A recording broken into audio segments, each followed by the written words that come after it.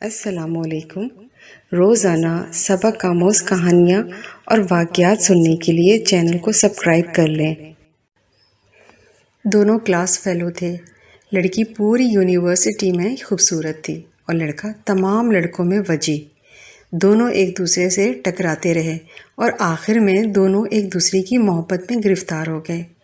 معاملہ Romeo Juliet جیسا تھا۔ دونوں کے خاندان ایک دوسرے سے نفرت کرتے تھے۔ شادی مشکل تھی۔ دونوں باعزت گھرانوں کے سعادت مند بچے تھے۔ یہ بھاگ کر شادی کے لیے تیار نہیں تھے اور خاندان اپنے اپنے شملے نیچے نہیں لا رہے تھے، لہٰذا معاملہ پھنس گیا۔ لڑکے اور لڑکی نے پوری زندگی شادی نہ کرنے کا فیصلہ کیا۔ یہ دونوں اپنے اپنے گھر میں رہتے رہے۔ 5 سال دونوں کے درمیان کوئی رابطہ نہ ہوا۔ والدین شادی کی کوشش کرتے مگر یہ انکار کرتے رہے، یہاں تک کہ لڑکی کے والدین ہار مان گئے۔ لڑکی نے لڑکے کو فون کیا۔ لڑکے نے فون اٹھایا، لڑکی کی صرف ہیلو سنی اور کہا، مجھے بتاؤ میں نے بارات لے کر کب آنا ہے؟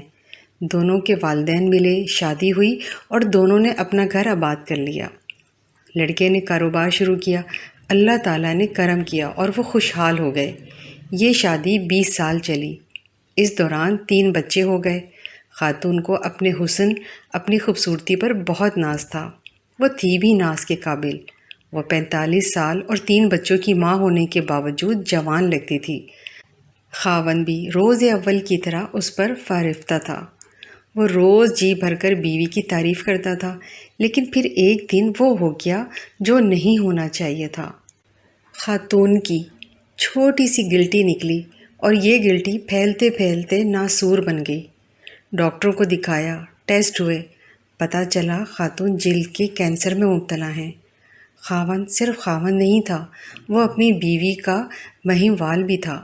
وہ اپنی ران چیر کر بیوی کو کباب بنا کر کھلا سکتا تھا۔ وہ بیوی کو لے کر دنیا جہاں کے ڈاکٹروں کے پاس گیا، ایک کلینک سے دوسرے کلینک، ایک ڈاکٹر سے دوسرے ڈاکٹر اور ایک ملک سے دوسرے ملک۔ وہ دونوں چلتے رہے، یہاں تک کہ ڈاکٹر نے جواب دے دیا۔ خاتون کا جسم گلٹیوں سے بھر گیا۔ یہ مصیبت ابھی ختم نہیں ہوئی کہ ایک دن دوسری آفت آن پڑی۔ خاوند کی گاڑی ٹرک سے ٹکرائی اور وہ شدید زخمی ہو گیا۔ وہ ہاسپٹل پہنچا، پتہ چلا وہ بینائی کی نعمت سے محروم ہو چکا ہے۔ اب اس کے بعد کا المیہ ملاحظہ کیجیے۔ شہر کا خوبصورت ترین جوڑا، بدقسمتی، جلد کے کینسر کے مریض اور خاوند آنکھوں سے اندھا۔ لوگ انہیں دیکھتے تھے تو کانوں کو ہاتھ لگاتے تھے، لیکن یہ دونوں اس کے باوجود مطمئن تھے۔ یہ روز صبح باغ میں واک بھی کرتے تھے، سینما بھی جاتے تھے اور ریسٹورانٹ میں کھانا بھی کھاتے تھے۔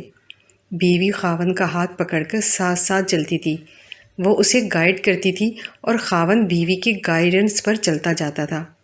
یہ سلسلہ ابھی کئی ماہ تک چلتا رہا، لیکن پھر بیوی نے خاوند سے ایک عجیب مطالبہ کر دیا۔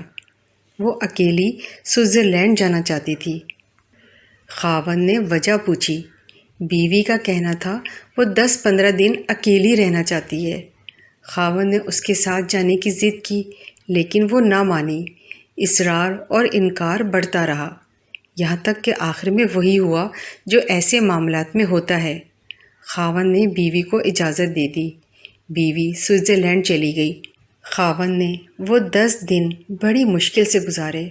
وہ شادی کے 20 برسوں میں ایک دن کے لیے بھی اکیلے نہیں ہوئے تھے۔ یہ ان کی جدائی کے پہلے 10 دن تھے۔ یہ 10 دن پہاڑ تھے۔ خاوند اس پہاڑ تلے سسکتا رہا۔ 10 دن بعد بیوی نے آنا تھا۔ خاوند ایئرپورٹ پہنچا، لیکن بیوی نہ آئی۔ خاوند کو دنیا ڈولتی ہوئی محسوس ہوئی۔ وہ سارا دن بیوی کو فون کرتا رہا، بیوی سے رابطہ نہ ہوا، لیکن شام کو بیوی کا خط آ گیا۔ وہ خط اس کے بیٹے نے پڑھا۔ وہ خط صرف خط نہیں تھا، وہ ایک تحریری قیامت تھی، اور پورا خاندان اس تحریری قیامت کا شکار ہوتا چلا گیا۔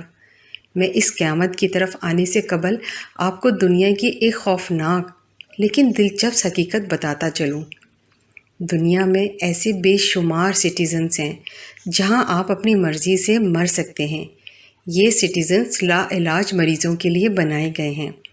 دنیا میں یہ لوگ جب امراض کا بوجھ اٹھا اٹھا کر تھک جاتے ہیں اور یہ چین کی موت مرنا چاہتے ہیں تو یہ لوگ ان سینٹرز میں چلے جاتے ہیں، اپنی میڈیکل رپورٹس دکھاتے ہیں، ڈاکٹرز ان کی حالت اور رپورٹ چیک کرتے ہیں، ان سے یہ حلف نامہ لیتے ہیں ہم اپنی مرضی سے دنیا چھوڑ کر جا رہے ہیں، ان کی مرضی سے ان کی موت کا دن اور وقت طے کرتے ہیں، ان کی آخری خواہش پوری کرتے ہیں اور پھر انہیں زہر کا ٹیکہ لگا کر دنیا سے رخصت کر دیتے ہیں۔ یہ عمل طبی زبان میں یوتھانیزیا یعنی آسان موت کہلاتے ہیں۔ یہ دنیا کے 7 ممالک میں قانونی ہے اور اتنے ہی ملکوں میں اس کی اجازت کے لیے بحث چل رہی ہے۔ سوئٹزرلینڈ بھی دنیا کے ان ممالک میں شامل ہے جہاں یوتھانیزیا کو قانونی سٹیٹس حاصل ہے۔ زیورخ شہر میں یوتھانیزیا کا سینٹر بنا ہے۔ یہ سینٹر انتہائی خوبصورت جگہ پر قائم ہے۔ سینٹر کے کمرے پہاڑوں، آبشاروں اور جھیلوں کے کنارے بنائے گئے ہیں۔ مریض بیڈ پر لیٹ کر زندگی کے آخری صبح اور شامیں دیکھتے ہیں اور آخر میں مہربان ڈاکٹروں اور نرسوں کے ہاتھوں میں زندگی کی سرحد پار کر جاتے ہیں۔ وہ خاتون بھی یوتھانیزیا کے لیے سوئٹزرلینڈ گئی تھی۔ وہ کینسر کا دکھ برداشت نہیں کر پا رہی تھی، چنانچہ اس نے آسان موت لینے کا فیصلہ کیا۔ وہ زیورخ گئی، زندگی کے آخری دن گزارے اور عین اس وقت اپنے لیے موت کا تعین کر لیا جب اس کی فلائٹ نے وطن کی مٹی کو چھونا تھا۔ ادھر فلائٹ اتری اور ادھر وہ زندگی کی سرحد پار کر گئی۔ خاتون کا آخری خط بیٹے کے ہاتھ میں تھا۔ وہ سسکیاں لے لے کر پڑھ رہا تھا اور خاوند سر جھکا کر اپنی بیگم کا ایک ایک لفظ سن رہا تھا۔ بیوی کی اپنی پوری زندگی کا احاطہ کیا۔ اس نے بتایا وہ جب پہلی بار یونیورسٹی میں ملے تھے تو اس نے کیا محسوس کیا تھا، وہ یونیورسٹی میں لڑتی کیوں تھی، وہ کون سا دن تھا جب وہ لڑتے لڑتے اس سے محبت ہو گئی تھی، اور پھر فراق کے وہ 5 سال کیسے گزارے تھے، اور اس نے شادی کے بعد اپنے بچوں کو ملازموں کو رحم و کرم پر کیوں چھوڑے رکھا تھا۔ میں اپنی محبت کو تقسیم نہیں کر سکتی تھی، میں تمہارا حصہ اپنے بچوں کو بھی نہیں دے سکتی تھی۔ اس نے 20 سال کی ازدواجی زندگی کس مسرت اور سرشاری میں گزاری، اور پھر جب اسے پہلی گلٹی نکلی تو اس نے کیا محسوس کیا۔ وہ خود کو روز بروز بدصورت ہوتا ہوا دیکھتی تھی تو اس کے دل پر کیا گزرتی تھی۔ وہ قدرت کا یہ فیصلہ بھی سہتی چلی گئی، لیکن پھر عجیب واقعہ ہوا۔ آپ نے پہلے بچے بورڈنگ اسکول میں بھیج دیے۔ میں جانتی تھی آپ نے یہ فیصلہ کیوں کیا۔ آپ نہیں چاہتے تھے میرے بچے مجھے اس حالت میں دیکھیں اور پھر میں ان کی آنکھوں میں اپنے لیے ترس دیکھوں۔ پھر آپ ملازموں کو رشوت دیتے تھے اور وہ روزانہ کوئی نہ کوئی شیشہ توڑ دیتے تھے۔ میں آپ سے شیشے لگوانے کا کہتی تھی، آپ ہنس کر ٹال جاتے تھے۔ یوں آہستہ آہستہ گھر سے سارے آئینے غائب ہو گئے۔ آپ نہیں جانتے تھے میں اپنی آنکھوں سے اپنی بدصورتی دیکھوں۔ بات اگر یہاں تک رہتی تو بھی میں برداشت کر جاتی، لیکن آپ نے آخر میں عجیب کام کیا۔